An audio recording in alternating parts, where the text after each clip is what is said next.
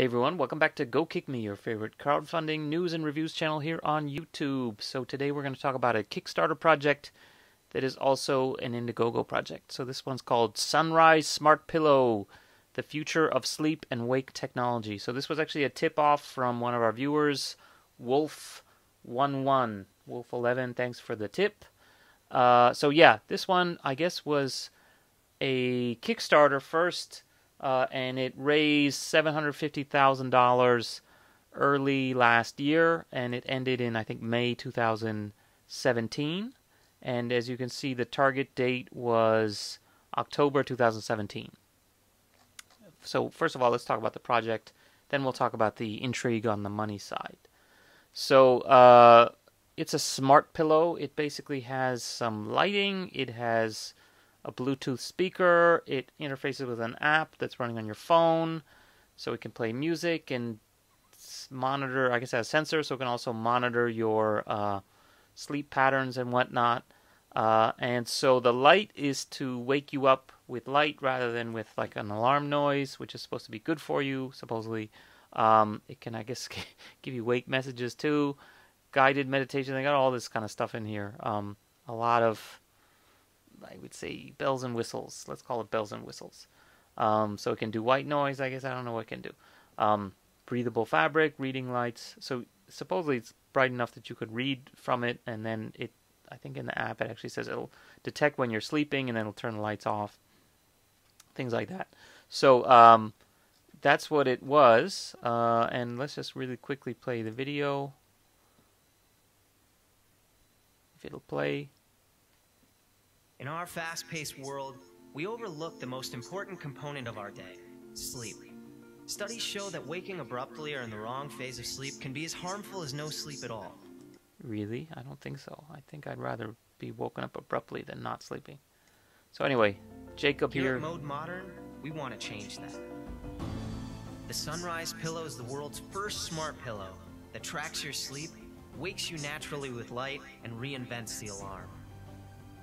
So I guess it might be the first one that wakes you up with light, but it's not the first smart pillow, I think, apparently. Our specially designed LED lights, speakers, and sensors are embedded beneath layers of premium memory foam. Simply set your alarm, choose your wake-up music. Gratuitous T and A in this particular video. Someone else commented on that. From a soft morning red to orange until your room is filled with light. So, I don't know about you guys, but well, first of all, luckily I don't have to wake up that early, so I actually tend to sleep. I don't even get up till well after sunrise, and I'm also a pretty heavy sleeper, partly I guess because I don't normally wake up that early. So, you know, just because the sun is up or it's light doesn't wake me up at all. So this totally wouldn't work unless my eyeball was like right on the light, maybe.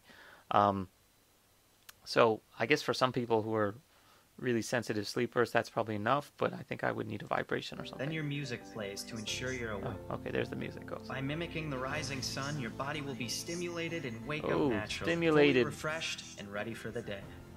The Sunrise Pillow's smart alarm knows when to wake you in your lightest phase of sleep, so you wake up focused and energized the moment you open your eyes. So it does have some, I guess, smart monitoring techniques. You know, it somehow figures out when you're in like the right cycle to wake up the best. Now, I've seen this in some of these other, I think, what is it, the Sleep Wake Master or Wake Man or whatever it was called. There was the wristband thing, could do the same thing, try to figure out when's the optimum time to wake you up.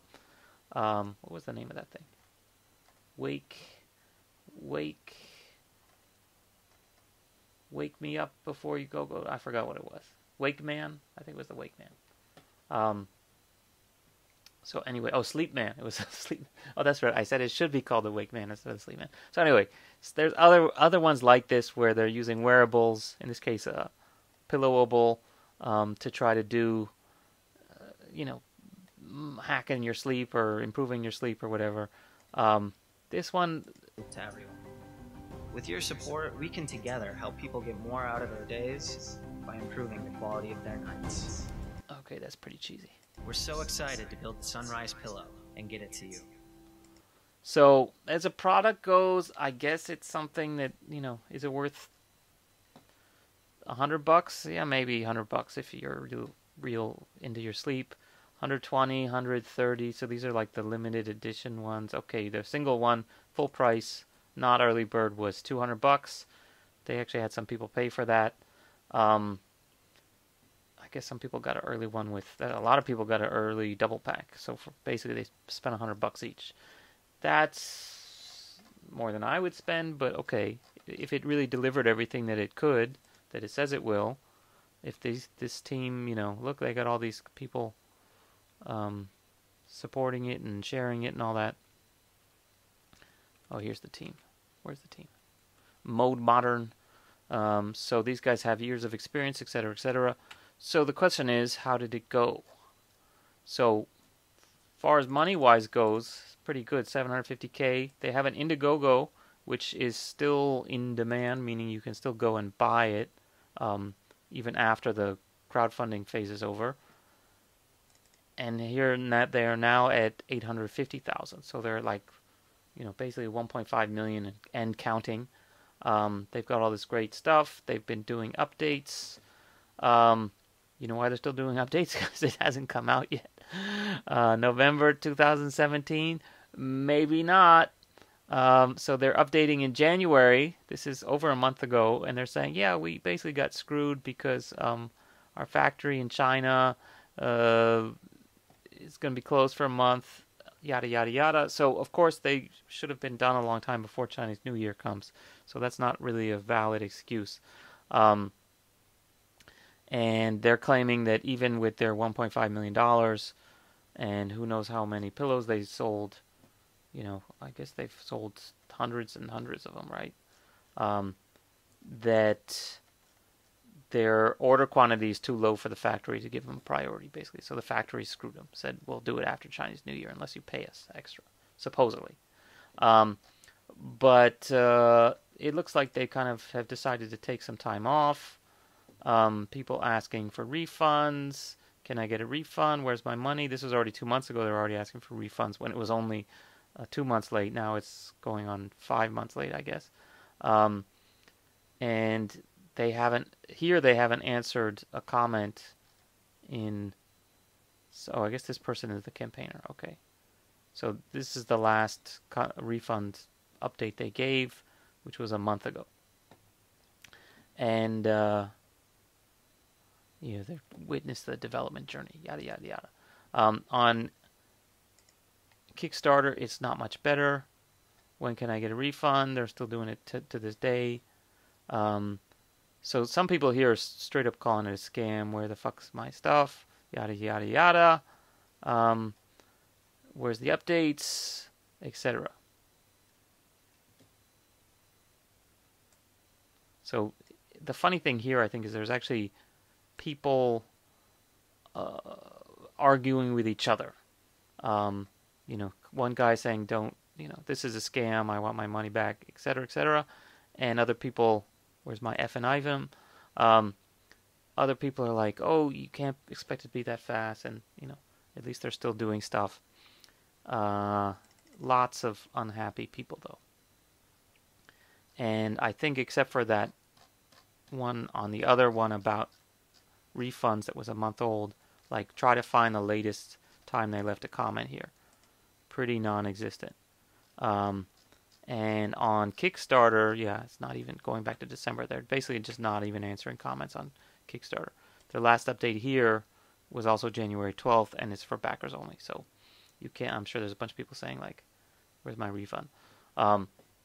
So anyway, this is par for the course. This is why I warn you guys every time. Like, you got to remember that putting money into a Kickstarter or an Indiegogo is not like ordering it online, because it may never show up, and not because you're being scammed, but because, people are promising a lot that they maybe honestly think they can deliver, and maybe they end up delivering some of it or all of it, but just a little bit late, or sometimes a lot late.